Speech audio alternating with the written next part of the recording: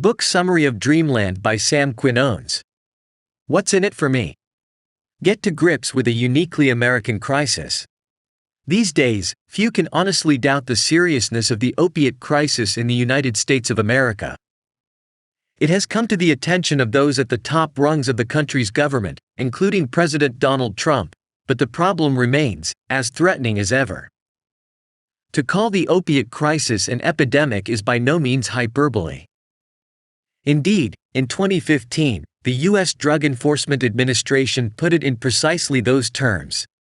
Overdose deaths, especially those from prescription drugs and heroin, had reached epidemic levels. What is fascinating about this health crisis is that it is a uniquely American one. American attitudes toward health care, addiction, poverty, the media, crime, law enforcement, large corporations and scientific research have all contributed to this nationwide crisis. Join Sam Quinones as he details how this epidemic came to be, offering fascinating insights into addiction and health, as well as the very functioning of the United States as a whole. Despite the bleak situation, hope is not lost and the crisis is resolvable. The country can get back on its feet. In this book summary, you will learn what brand of opiates parents used to give to their unruly kids, how one letter to a newspaper got mistaken for something it wasn't, and how to run a successful drug cartel.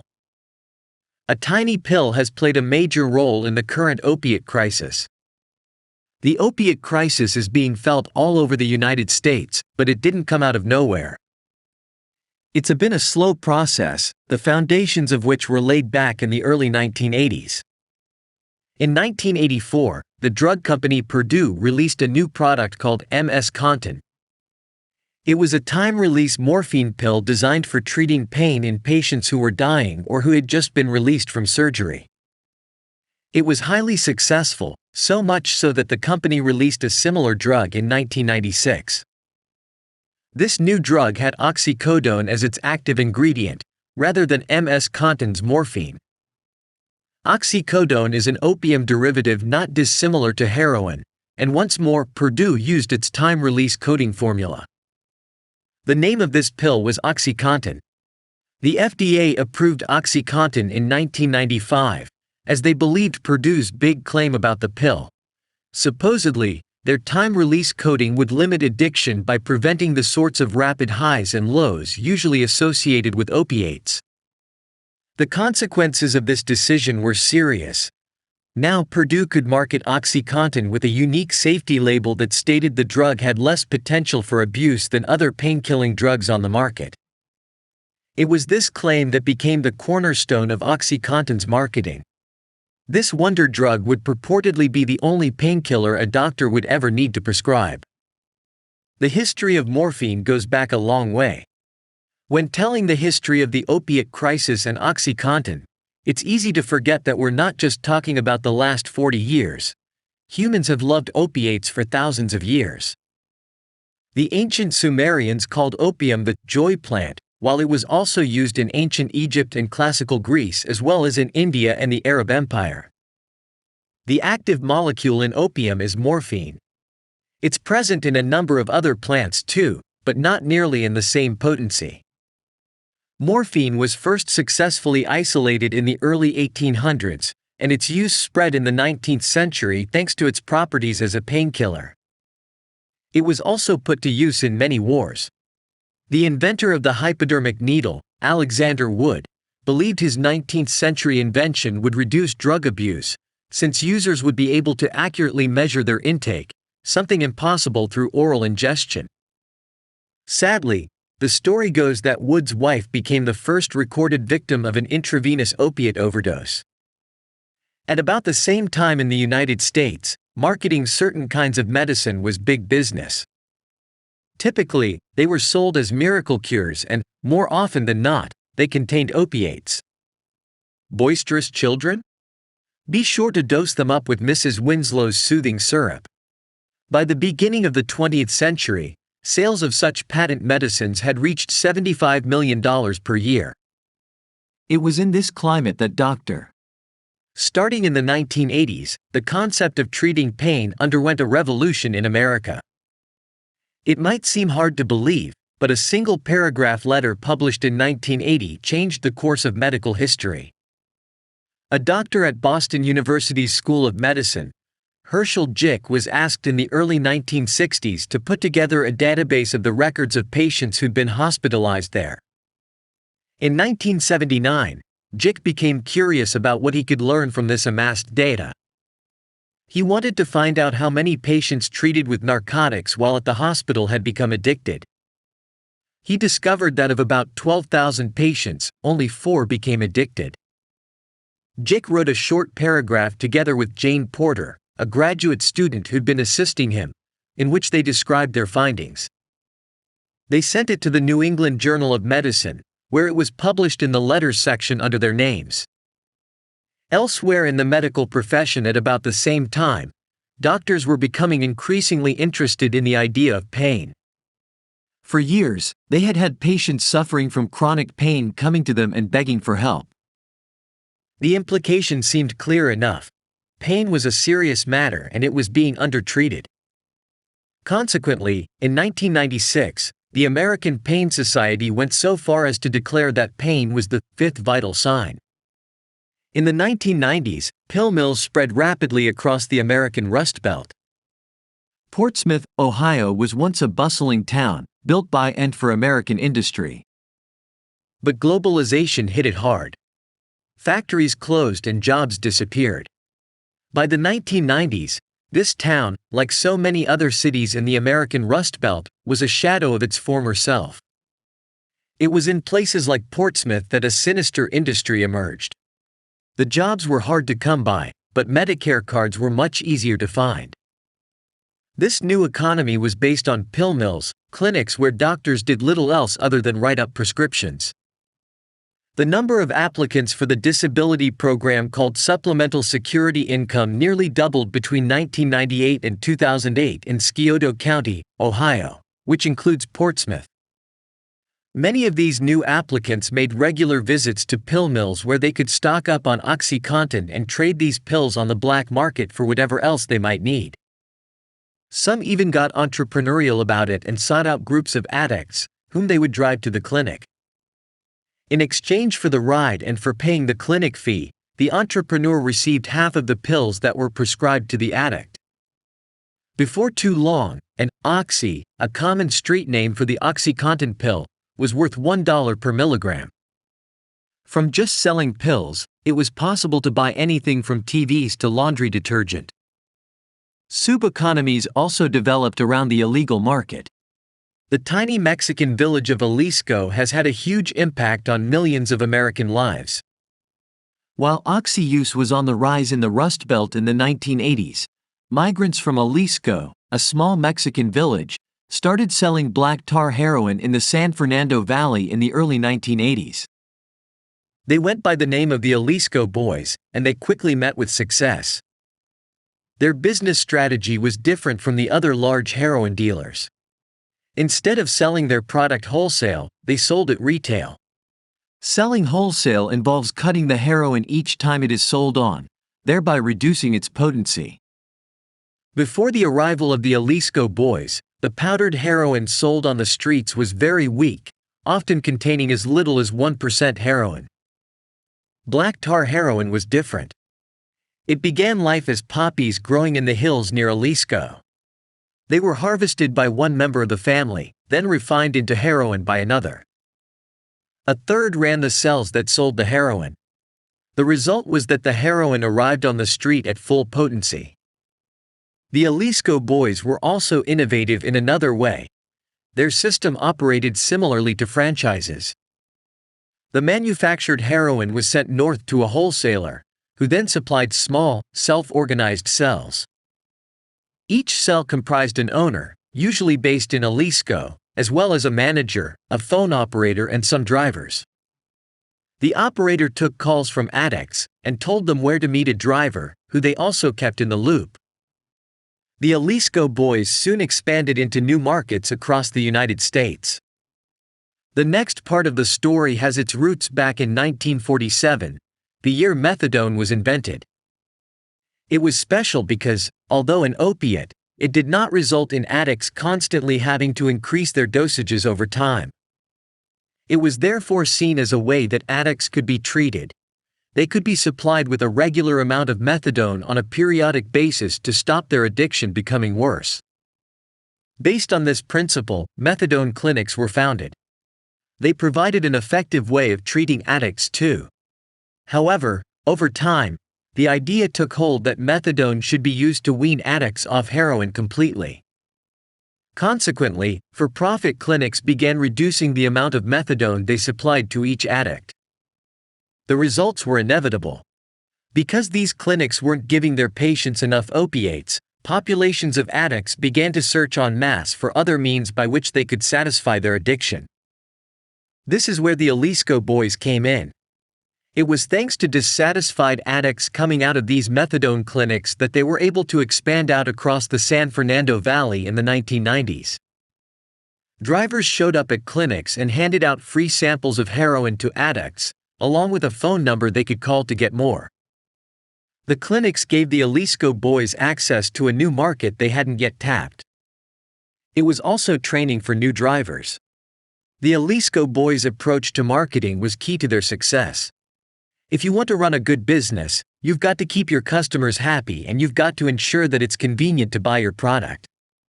The Jalisco Boys knew this well, and it was this approach that set them apart from other dealers. It also meant they were adept at marketing their product to an important demographic: middle-class white kids. The Jalisco Boys didn't just hang around on street corners waiting for their customers to show up, like other heroin dealers. They frequently approached potential new customers with free samples and price breaks. The Jalisco Boys even made follow-up calls to good clients. Were they satisfied with the service and product they were receiving? The gang also monitored regular customers for signs they might quit, and even went so far as to give going-away presents of free heroin for customers who said they were checking into rehab. Recently released prisoners were sometimes even given packs of dope when they got out of prison to get them hooked and to come back to the Jalisco Boys for more. Their customer service was so good that one undercover cop working narcotics in the police department of Charlotte, North Carolina, even thought their service model was probably better than many legitimate retailers. The Jalisco Boys dealers were different in another way, too. The pain revolution left opiates triumphant, prescription was the norm. By the 2000s, the trajectory of the pain revolution was plain for all to see. Opiates had emerged as the victors. Now, most of the United States' 100 million chronic pain sufferers were receiving them. The country was consuming 86% of the world's oxycodone, as well as 99% of its hydrocodone, another popular opiate. In fact, hydrocodone has since become the United States' most prescribed individual drug. There are currently 136 million prescriptions for hydrocodone-related drugs each year, while opiate painkillers are the most prescribed class of drugs. There were knock-on effects to these prescriptions too. As more opiates were prescribed, more people began to use them recreationally. Between 2002 and 2011, 25 million Americans took prescription pills in a manner for which they weren't intended. On top of that, users were getting younger. In 2004, a study conducted by the Substance Abuse and Mental Health Services Administration showed that 2.4 million people 12 or older had tried prescription pills non-medically for the first time within the previous year. That's more than the number trying marijuana for the first time, who are on average 22 years old. At the same time, opiate overdose deaths rose from 10 a day in 1999 to 48 in 2012. Additionally, by 2011, prescription painkillers had resulted in a tripling of emergency room visits when compared to 7 years earlier. Eventually, a few people noticed the increasing opiate abuse, and a backlash against opiate prescriptions followed soon after. Opiate abuse in the United States was now getting too big to ignore, and there was increasing pushback against unnecessary opiate prescriptions. The first lawsuit against the producer of OxyContin, Purdue, was filed by a lawyer named Joe Hale. Hale was a public defender who often worked in an area called the Bottoms, a rundown neighborhood in Lucasville, Ohio, near Portsmouth. In the late 1990s, he realized everyone in town was talking about pills they were calling OCs. And, apparently, many people were injecting them too. Then, in 1999, Hale received a visit from the unofficial godfather of the Bottoms. The godfather's daughter had recently died of an OxyContin overdose, and he wanted justice. And so it was that, in 2001, Hale filed the first wrongful death lawsuit with reference to OxyContin. However, Hale's quest for justice didn't last long. After a few court dates in which he found himself facing down 8 sharply dressed Purdue attorneys, he saw no alternative but to drop the suit. Hale wasn't alone. In 2005, Ed Sosi was working in Ohio's Department of Health when he noticed deaths from accidental poisonings were on the increase. He had a look at the data and came to the conclusion that almost all these deaths involved opiates. But Sosi had trouble getting his colleagues interested in his findings. The first major criminal case against the opiate manufacturers was brought forward in Virginia. It was becoming increasingly clear that the only way to stop the opiate crisis was to get to the source of the matter. There was no point rearranging the deck chairs, something big had to be done. John Brownlee was among the first to attempt to face down the opiate epidemic. Brownlee had become a U.S. attorney in 2001 at a time when people across Ohio, Kentucky, and Virginia were dying of overdoses. Brownlee began by doing what many other prosecutors were doing. They had been prosecuting the pill mill doctors, and Brownlee at first followed their lead. But when it was clearly going nowhere, Brownlee reassessed the situation and realized there was no way around it. He'd have to set his sights on Purdue. He subpoenaed all records related to the marketing of OxyContin. The records showed that Purdue had been actively misleading in their marketing. They were claiming that OxyContin was non-addictive, and they were doing it in all 50 states. By fall 2006, Brownlee was ready and filed a case accusing Purdue of criminal misbranding. He was able to show that despite Purdue's claims in their ads, they had in fact supplied no evidence to the FDA showing that OxyContin was less addictive than other painkillers. It took time, but victims of the opiate epidemic finally began speaking out. One reason that it's critical to look at the effect opiates have had on the United States is that it took so long for the issue to be acknowledged. It had rumbled on, and there were now 16,000 fatal overdoses each year, but only a handful of parents' groups had formed with the mission of raising public awareness of the issue. Joanna Crone was one such parent. Her son had been high on oxy and shot himself in the head while messing around with a gun. It was while she was sitting by her comatose son's bedside for his last few hours of life that Crone decided she had to speak out.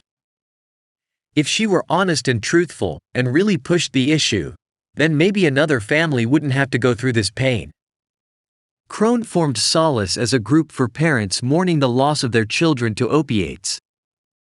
She also started giving talks at schools in which she detailed her son's death. Soon, Solace had chapters in 16 counties. Crone's method isn't the only way to fight the epidemic. Brad Belcher found a particularly creative method.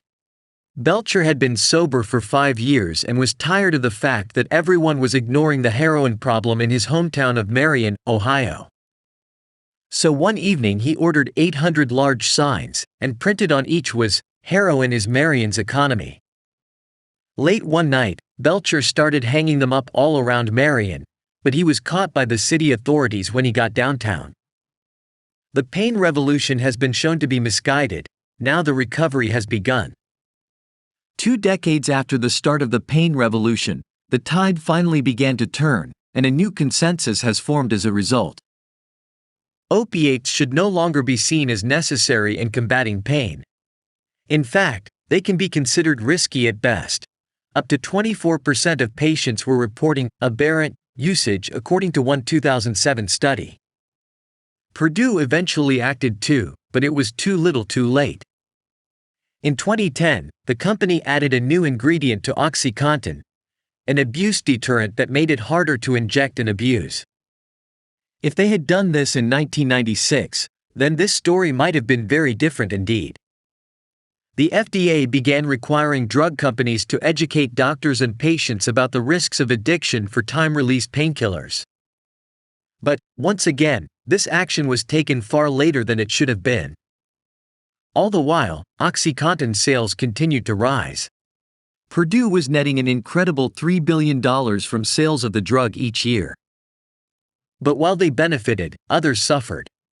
According to the Center for Disease Control, fatal heroin overdoses tripled between 2010 and 2013. Meanwhile, back in Scioto County, in the last year of their operation before they were officially banned in Ohio, pill mills there legally prescribed 9.7 million pills. The county only has 80,000 people in it. Final summary.